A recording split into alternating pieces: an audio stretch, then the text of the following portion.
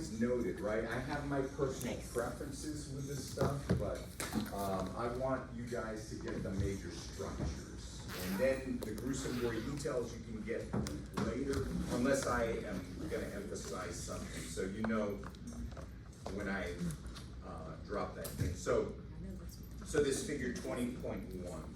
So what are some of the major takeaways? The differences between arteries and veins, right? The main difference, arteries are more muscular in the middle layer. I would make sure you know those layers, right? The name's tunica, right? Intima, media, externa. And arteries are high pressure vessels, right? So they're high pressure vessels because of that thicker middle layer. What's the muscle type that you see in that middle layer? Those kind of things I would know, right? That's fair game. What's another structural difference in the veins? This is the only vessel where you're gonna see valves, right? They're the only ones with the doorways, those flaps that open and close. You don't have those in arteries. So those are some of the major structural differences. The capillaries, right? This is where the magic happens, right? The exchange of gases and nutrients. Those are only one layer thick, right? So they basically just have a tunica intima, and that's it. So that's 20.1, 20.2. So this is just a cross section, right? The histological cross section. In general, if you look at any tissue, you're gonna find the veins and the arteries are kind of like a two-lane highway. Where you find one, you're usually gonna find the other. And so there's an artery, anytime you look at major arteries, they're always gonna have a major vein nearby. So again, the arteries are the more muscular ones. That middle layer is just a thickened layer of smooth muscle. The other thing, you don't see it in this figure, but the veins are usually collapsed. So if you look at one of these, let's say in the future you have a cross section you're looking at, usually the artery will be, the lumen will be intact because it's got a thicker middle layer, and the vein will usually look collapsed. So it'll kind of look like a smiley face because it's got a thinner wall. So that's the pattern. You don't see that here. The lumen is intact in the vein. So, but this is something that you'll usually see. The vein will usually be collapsed in one of these cross sections. Okay, so 20.20.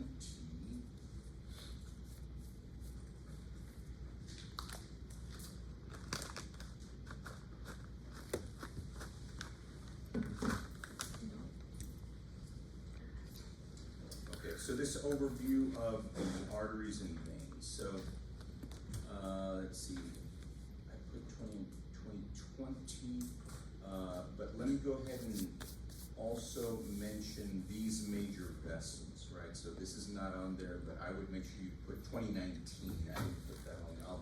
I'll add that. So 2019. So let me edit this. So just the major vessels.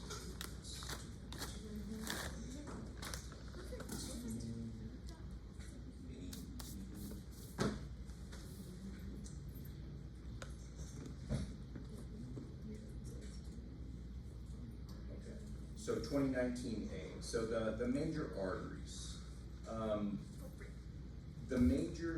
The main thing to remember is that you have more veins and arteries. So arteries, you always have, fewer numbers of arteries. And if you look at these diagrams, I would remember to be specific. So usually the arteries are labeled in red, and that's probably the way you're gonna get them, the way you're gonna see the figure in red or blue. But in general, if let's say I point to this structure here, right, this vessel here, the left subclavian artery, I would make sure you put artery or vein. don't just put left subclavian, be specific and state regardless, blah, blah, blah, artery or blah, blah, blah, blah, vein. One of the exceptions is the aorta. So the aorta is its own name, right? It's like Prince, right? It's a one namer, so you don't need to put aorta artery, just aorta. You're gonna find the same pattern with veins. These vessels are basically named after the region or the bone they're nearby. So you're gonna see a left subclavian artery, and in many cases, you're gonna see a mirror of that in the veins, right? You'll have a left subclavian vein. There's some exceptions, but some of the major things to think about, the axillary region, right? You're gonna see an axillary vein, and you're also gonna see an axillary artery.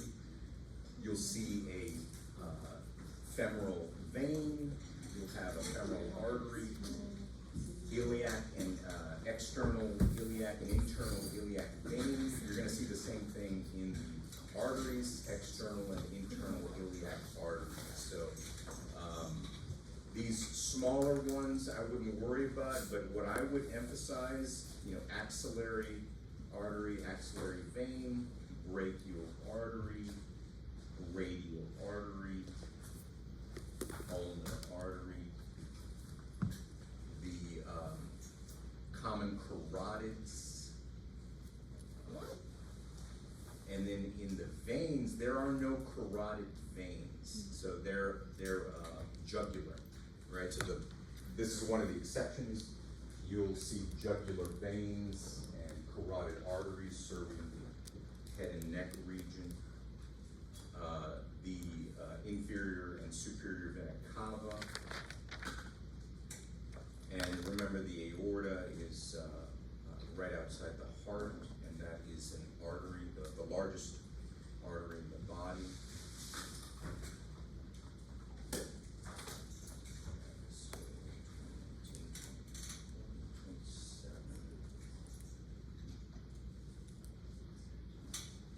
So this 2020.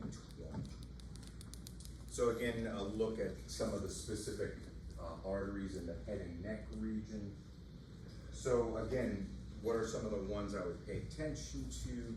This brachiocephalic artery, and then that splits into the subclavian and the common carotid. This common carotid splits into the internal and external carotid arteries. So these major arteries here, I would pay attention to. So that's 2028, and then 2027.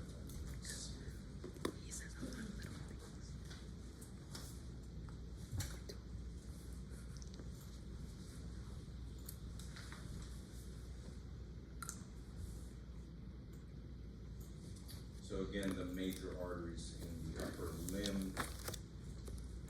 So again, you have the subclavian artery near the clavicle, and then you have the axillary artery in the axillary region, the brachial artery, and then you have the radial and ulnar arteries branching off that brachial artery. So that's 2027A. And then the 2027B. So 2027B is again just the mirror with the veins. So you have the brachiocephalic vein that splits into this subclavian vein near the clavicles, bless you, and then the axillary vein in the axillary region. So you're going to have more veins than arteries. So here's where there's some additional vessels associated with the veins and not the arteries. So you have the brachial veins, and then you also have the basilic veins. So you have a couple of extra vessels here. The median cubital vein. So the median cubital is this diagonal. This vein that's going at a diagonal is the median cubital, and that's also one of the main vessels that's used for venipuncture. So if you go donate blood, that's usually the vessel that is used. and then you have radial veins on the thumb side. So I'm, you know, if I choose any of these, the main thing to remember is on the thumb side, you have radial veins, and on the little finger side, you have ulnar veins. That's the main idea, instead of one artery on each side. 2028 AMB, so this is the lower limb. So looking at the lower limb, so again, you have the internal and external iliac arteries. So these are branching off the abdominal aorta.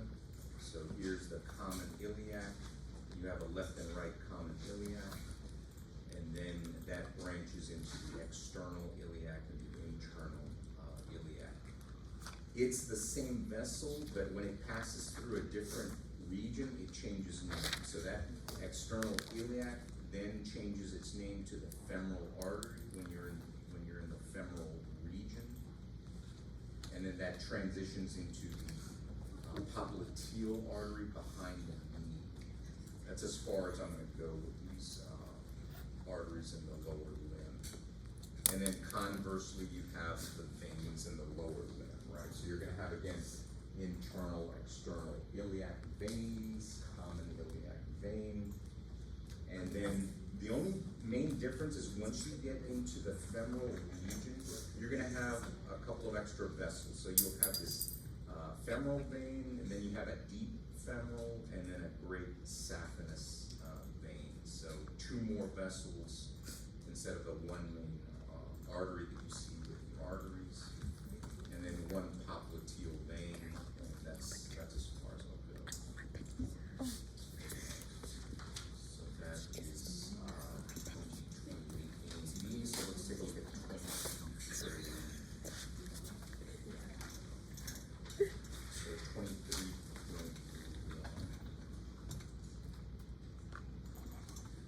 Okay, so the major structures in the respiratory system, right? So a couple of things to remember.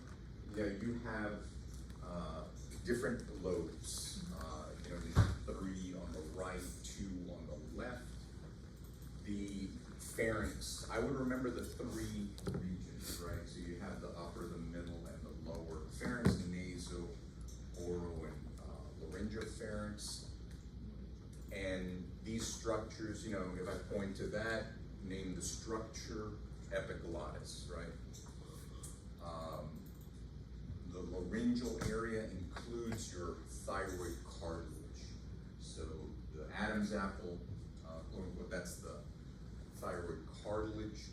And the cartilage starts to disappear as you go deeper and deeper into the lungs. So you have external rings that only cover the anterior of the trachea.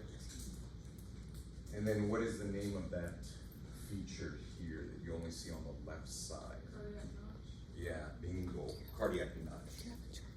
So as you go deeper, you lose the cartilage, right?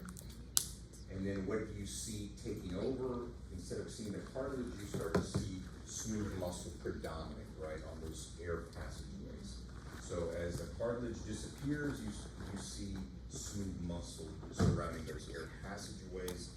And again, the general layout, the alveoli are the air sacs that are basically the ending of the respiratory pathway, right? That's the cul-de-sac. And then you have bronchioles that are leading into those alveoli. So it's 2021.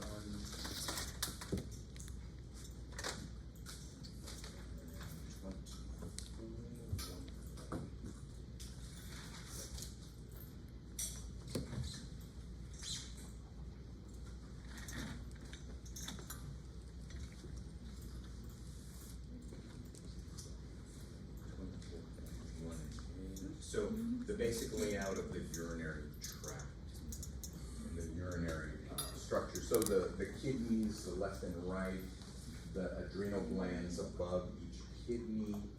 One kidney is lower than the other. It's the right because of the liver. Yeah, the right is a little bit lower than the left because of the liver. And you have the adrenal glands, and then the inferior vena cava is actually closer to that right kidney. And then the abdominal aorta, or descending abdominal aorta, is off closer to the left kidney. And do we have to put descending, or can we just put a? Nah, if you just put abdominal aorta, you're good. And then the major structures leading in and out of the hilum. So there are three main structures that are found at the hilum. You have the ureters, the renal artery, and the renal vein. That's it. So each of these little centralized medial areas of the kidney, you'll have the renal vein, renal artery, and then the ureter. And then the ureters lead to the urinary bladder. So you have two ureters, and then you have one urethra. So that basic layout, I would note, and that's 21, then 3 and 4.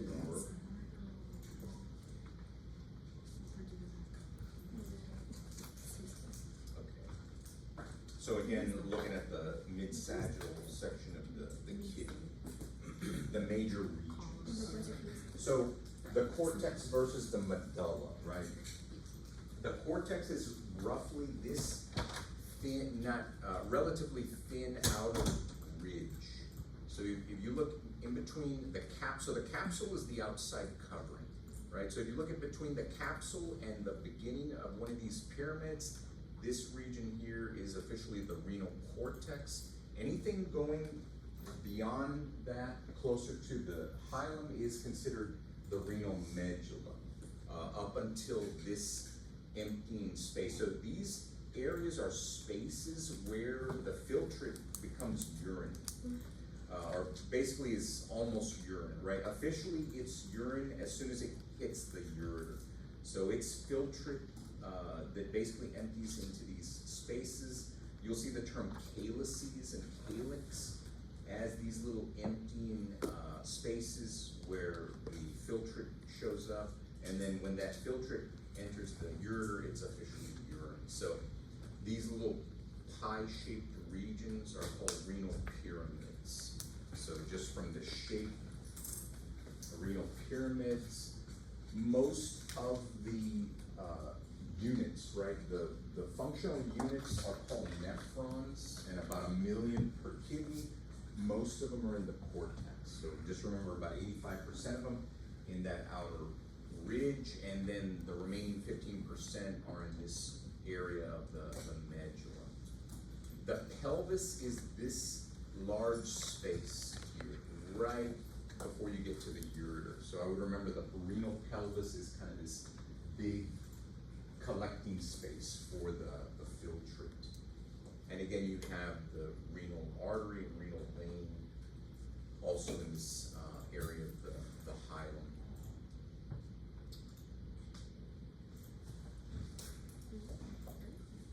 Uh, 24.4, let's see.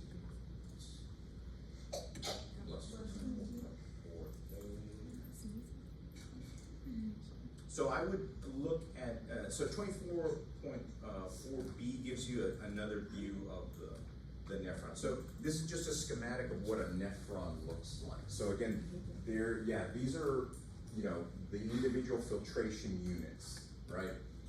Two parts, right? You got the corpuscle and the tubule. So renal just means kidney, so you got the renal corpuscle, blood under pressure, and then the renal tubule is the second part of the nephron. So just start out with remembering the two main regions, the renal corpuscle and the renal tubule. Those two regions can be split further, right? So if you look at the renal corpuscle, that can be split into the glomerulus, the tangle of blood vessels, and the cap that's capturing that plasma under pressure. So you got the glomerulus, and then the cap, the renal capsule that captures the fluid, and then that fluid basically filtered plasma, goes through more processing in the tubule. So the renal tubule